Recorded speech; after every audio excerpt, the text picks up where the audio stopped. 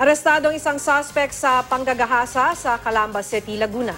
5 naman ang sugatan sa salpukan ng 2 sasakyan sa Isabela. Yan at iba pang balita sa Luzon sa report na ito. Wasak ang isang patrol car at SUV matapos magsalpukan sa National Highway ng Barangay Gibang, Gamu, Isabela. 5 ang sugatan kabilang ang hepe ng Provincial Health Card Program na si Manny Asierto na sakay ng SUV. Agad namang nadala sa ospital ang mga biktima. Patuloy ang investigasyon ng mga otoridad sa insidente. Nasabat naman na iba't ibang kalibre ng baril at mga bala sa isinagawang raid sa bahay ni Jennifer Ambrosio sa Luba Abra. Kabilang sa target list si Ambrosio ng CIDG ng probinsya.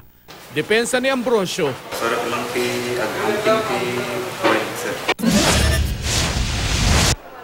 sa Bangged Abra naman, sugatan ang 50 anyos na si Romeo Bisera matapos paluin at tusukin ng bareta ang kanyang tiyuhing si Diego Almazan. Ayon sa biktima, nagbabantay siya sa bukid nang mangyari ang insidente. Depensa naman ng suspect, nagawa niya yon dahil sa pagbabanta ng biktima na papatayin siya. Pinabulaanan naman ito ng biktima. Desidido rin ang biktima na sampahan ng kaso ang kanyang tiyuhin. Isang 34 anyos na babae naman ang ginahasa umano ng isang pulis sa Calamba City, Laguna.